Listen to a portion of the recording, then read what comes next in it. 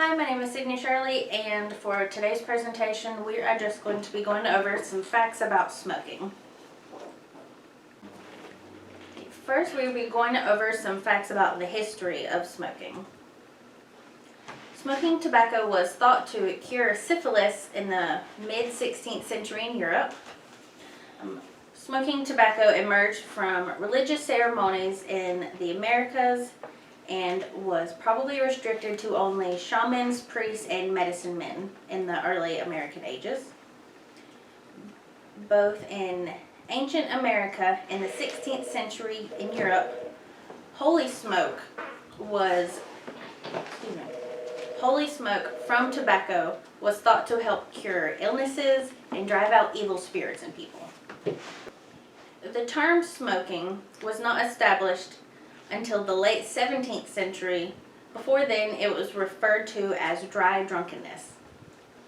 And women in the United States increasingly began smoking publicly in the 1920s when cigarettes were adopted by advertisers as a symbol of equality, rebellion, and independence. Next, we're going to be going over some facts and some things that are in the cigarette itself. There are approximately 600 ingredients found in a cigarette, and when that cigarette is burned, it creates more than 7,000 chemicals. And of those 7,000 chemicals, at least 69 of those are known to cause cancer, and many more of those are very toxic. And just a few that we're going to go over that are in the cigarette. One is urea, and that is a chemical compound found in urine, and it is added to cigarettes for extra flavor. And ambergris, which is also known as whale vomit, is also added to cigarettes for flavor. Arsenic, common term, it's commonly found in rat poison. It is also in our cigarettes. Tar, material used for paving roads, that's also in our cigarettes.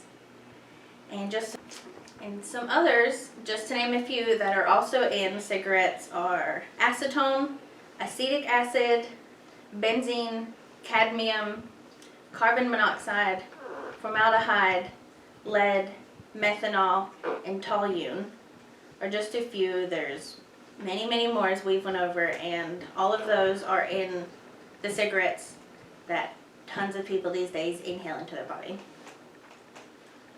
And there is no safe level of exposure to secondhand smoke. Even brief exposure can cause immediate harm to that person who is inhaling that secondhand smoke's body.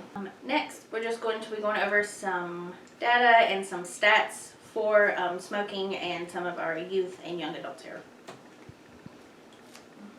Cigarette smoking remains the leading cause of preventable disease, disability, and death in the United States.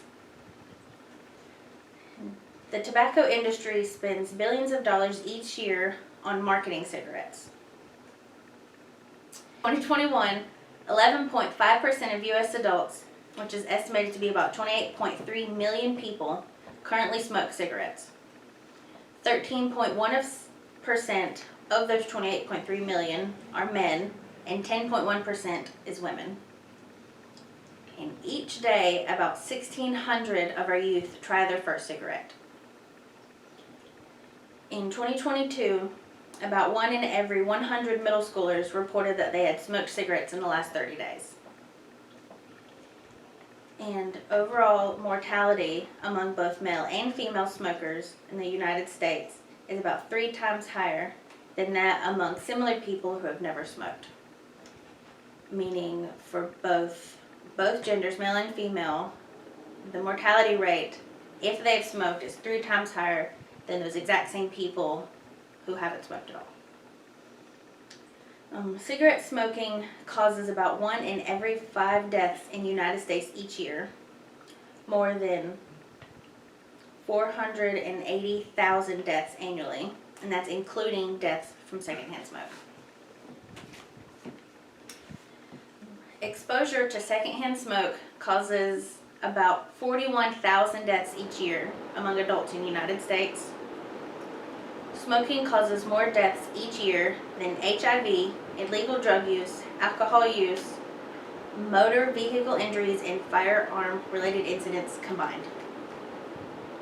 That's more than, just smoking causes more than all of those deaths combined every year. And more than 10 times as many U.S. citizens have died prematurely from cigarette smoking than have died in all the wars fought by the United States of America. And just to kind of round us out, we're going to go over some resources, globally, United States-wise, and locally. And just to kind of round us out, I'm going to be going over some resources for locally, nationally, that you can use to either help someone you know or yourself in need with smoking of any form. The most common one that I found when you're looking for resources to help prevent and quit smoking is 1-800-QUIT-NOW. Hear that everywhere. It's a number you can call.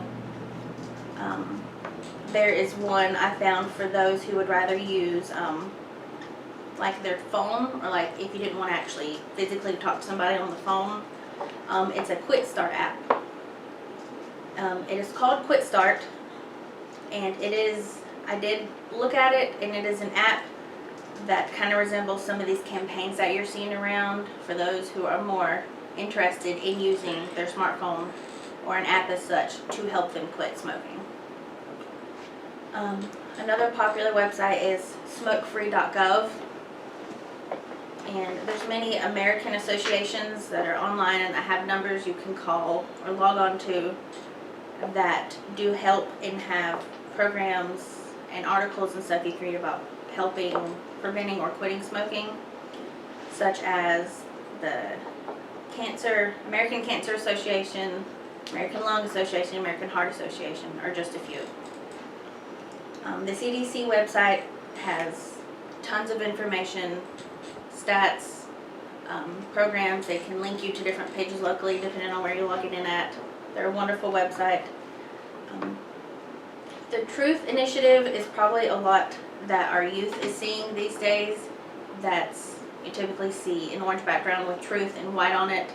The ones where they're like commercials against smoking, that's where a lot of that's coming from. It's called the Truth Initiative, and they do have a wonderful website that does, when I logged onto it, it does seem like it would draw in more of a youth crowd, but there's tons of stuff on there for parents as well.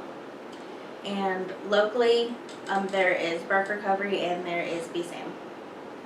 And I just wanted to give a special thanks to Burke Recovery, BSAM, and the Burke Youth Organized Philanthropists for making these videos and trainings happen.